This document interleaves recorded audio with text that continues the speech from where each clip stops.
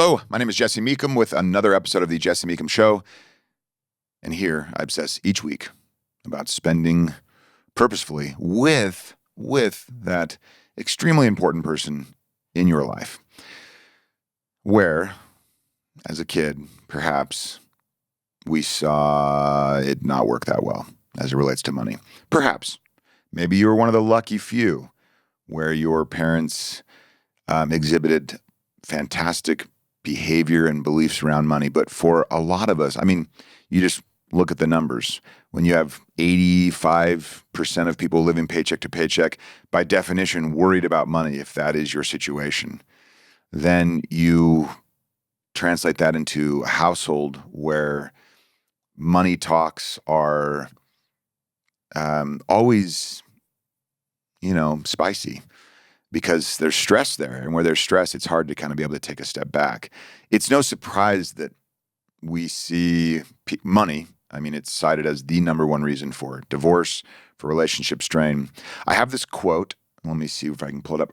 Roberto and Lena say that they have this little testimonial.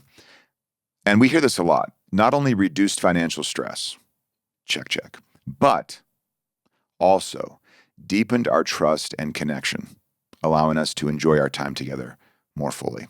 So we here at YNAB, we will get you and your partner good at money, so you will never worry about money again.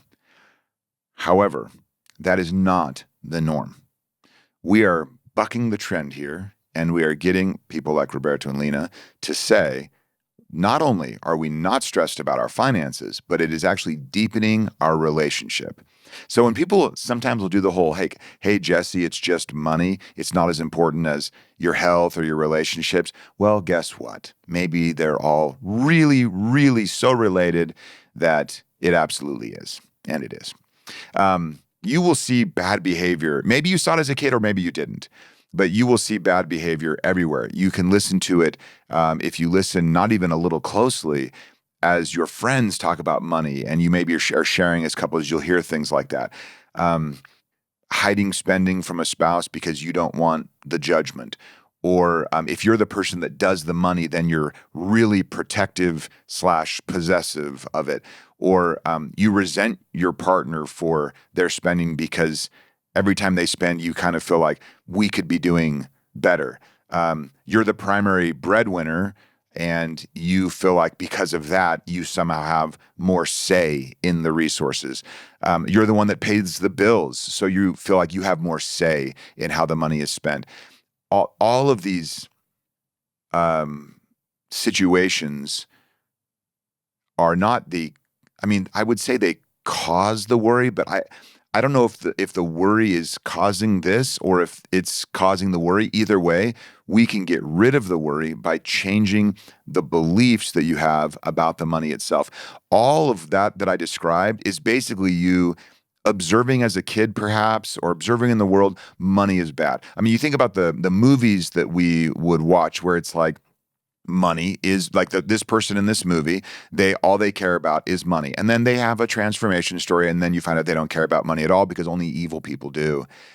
And so then you're just kind of, oh yeah, okay, if you like money, if you care about money, then you are evil. And yet then we go about our day, spending most of our day trying to do the thing that evil people do, which is earn money. It's a conflicting message. So you have this kind of either or. It's like, oh, either you like money and you are evil and bad, or you just don't worry about it at all. And then somehow you are worrying about it all of the time. It doesn't have to be this way. Money discussions with your spouse are really just decisions. And they can be as small as like, what do we want today to look like? They can be as big as, what do we want our future to look like? They can be like vision boarding type of activities, like what can we create with this money? If you have kids, it can be, what do we want our kids' childhood to be like? Do we want them to we want to take them to Aruba, Jamaica? And your spouse like, ooh, I want to take them to like Bermuda. Ooh, I want to take you to Bermuda, Bahama. Come on, pretty mama. I'm sorry. A lot of you won't get that, but some of you will. Money, it lets you, I guess, asking this question of what do we want our money to do? What jobs do we want our dollars to do? Is really just kind of saying like, what do we want our life to be like? And if you think about it, that is the most fundamental discussion that two people can have in their relationship. Besides, do I want to do life with you? I guess that happens first. And then after that very big decision, the next one is, well, okay, now that we've both decided we want to do life together, what do we want life to be like together? And that, so much of the time, is a money discussion. Not because money is the end all be all, but because it's going to be in everything you're doing.